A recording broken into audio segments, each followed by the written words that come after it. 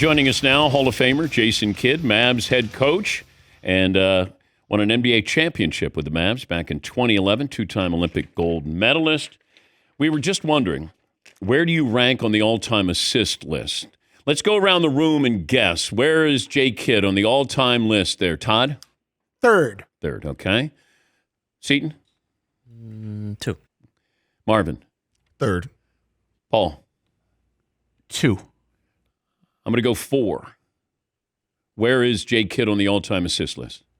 Stockton number 1. Chris Paul, new number 2 spot. Jason Kidd in the 3 spot. LeBron James on his heels. Is LeBron going to catch Jay Kidd? He's got 508 to go. Man. You're getting kicked down here, man. How are you doing? I'm doing great, Dan. I'm doing great. Yes, that happens. I didn't play long enough. Best passer, though, in the history of the game is who? Not who had the most assists. Best passer. Best passer. I'm going to go with Stockton. Why is that? I think, the bounce pass, he had big hands, could take it off the dribble, could pause with it. Some would say is maybe double dribble, but I think he knew how to manipulate the ball off the dribble and being able to find his target, and he had some pretty good targets. Okay, but when did carrying become legal in the NBA? In 1960. 60? Well, it's always been a part of the game. Well, no, like now it's just you can have your hand on the bottom of the ball and then go. Was it Iverson who started it? I don't think it was Iverson. I think it's the guy we were just talking about. Stockton was the first guy to carry the ball. I think if you look at Stockton, he knew how to manipulate the dribble. Was he dirty? He was smart. Where were you on lottery night? Lottery night. I was in Newport Beach at a board meeting for Go Rental. And I thought, okay, well, we're going to probably fall backwards instead of going forward. So my phone started to go crazy during the meeting. And I kept texting the person back saying, are you sure it's not you're missing a 1? Because he goes, you're in the top 4. And I mean, 14. And he goes, no. And he goes, I think you just got 1. I go, you mean we stayed at 11? And then my phone started going crazy. So that's where I was. Wait, you're not even watching the lottery? Things just weren't going well for us. Really? What else has happened this year? Just a lot of injuries. Yeah. A lot of injuries. But I just felt, we were going to stay around 11. If not, go backwards, just the way that things were going for us this year. But incredible to get number 1. Everyone's excited. The organization, the city, the Mavs fans, and also the head coach. So we're really excited about being number 1. Planning on keeping the pick and taking Cooper Flag? Yes, I'm just the coach. So, yes, I would say that we're all concentrating on number 1. The draft is deep. And so, but as the name you just brought up, I think we're all focused on. Have you spoken to Cooper Flag? I have not spoken to Cooper Flag. I don't want to break any of the rules and get us in trouble. So I want to make sure that when I do answer these questions that, the speculation is Cooper Flag, but there's, we got to go through the process. Okay. So you would get in trouble if you did reach out to Cooper Flag before the draft? Yeah, well, no, not technically. Once we bring him in, we'll get. Are you not allowed to say his name? I'm trying to be politically correct here and make sure that we don't get in trouble and I don't step on any toes. So okay. So the kid from Duke. There we go. There we go. Are you? We're excited. We're excited. I don't want to get you fined. Okay. Thank you. Yeah. Thank you. I can't afford the fine. And so we're excited about the kid at Duke. I can't wait to talk to the coach over there, Coach Shire, and also a good friend of mine, Coach K, a mentor, and get some background on the kid at Duke. We're really excited about this opportunity. You were 21 as a rookie, right? Yes. I can't imagine what 19 is going to be like for the kid from Duke. Yeah, How is that different, or has the game made it easier for that transition for somebody no, that young?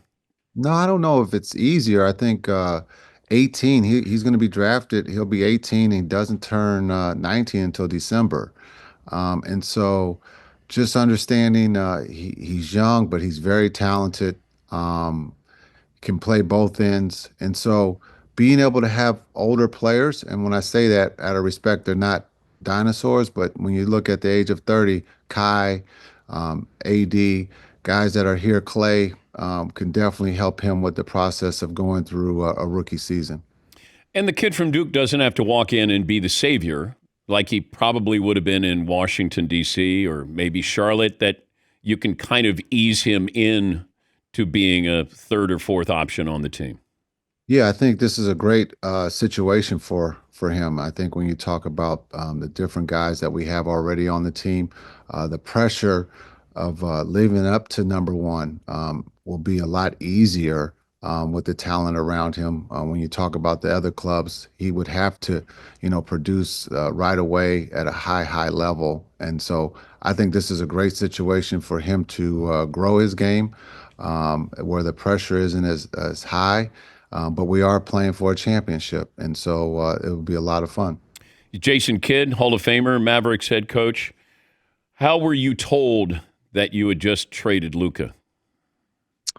I was told by my boss Nico that we were going to make a change. But give me this scenario. In the hotel. This is in the hotel in Cleveland. And so he said the news was going to hit in an hour, and that's how it went down. And so when he told me, I went back to my room to start figuring out how we were going to use AD and Christie because of this change. And so, So you found out, you didn't even get a chance to argue. no, there is no arguing. This is what was going to take place. And so for me, it's to move forward. From past experiences as a player, I've been traded the day after Christmas, I think, from Dallas to Phoenix, and thinking they were trading Jimmy or Jamal, and they told me that they were trading me. And so just understanding that the train keeps moving, and I thought my players and my coaching staff did an incredible job with, once they heard the news of preparing to keep moving forward. And especially with all the trade and the injuries, I thought we did an incredible job. When's the last time you spoke to Luka? I texted him on that morning, and that's the last time I've talked to him. How did he respond to your text?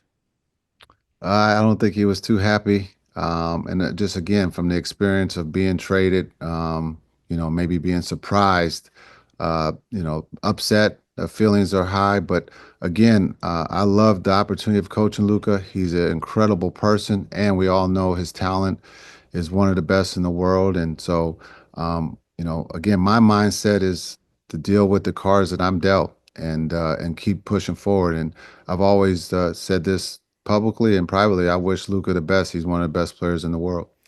I thought you were going to say that you meet with Nico in his hotel room. He tells you he's trading Luka, and then you go back to your hotel room and cry. But that didn't happen, right? I didn't cry. I was more or less trying to figure out how we're going to make this thing work. Um, this is a big trade. But who do you call first after Nico tells you that you're trading Luka? I didn't call anybody. I put my phone down and looked at the ceiling and started trying to brainstorm of how this is going to go down. I did not call anybody once this hit, and my job as the coach is to make sure that we all are pushing in the right direction. There was going to be a lot of questions that morning from staff and players, and I thought Nico did a great job of handling it by having the meeting and for us pushing forward. Anybody have a better handle than Kyrie in NBA history? Ooh, I'm gonna say no, but I'm gonna say there's some close seconds when you talk about Isaiah Thomas, Detroit Isaiah Thomas. Underrated, by the way. Ooh, very underrated. Very underrated. But why is that? I think sometimes it's our fault. We don't bring up Isaiah Jay Williams, White Chocolate. I thought his handle and his passing is incredible. Storytelling. I don't know if we don't do a good enough job of storytelling with Isaiah or our past players. And so I think Isaiah would be right there as a 1B.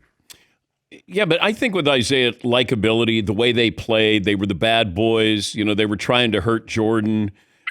And I think that maybe that plays into it with Isaiah.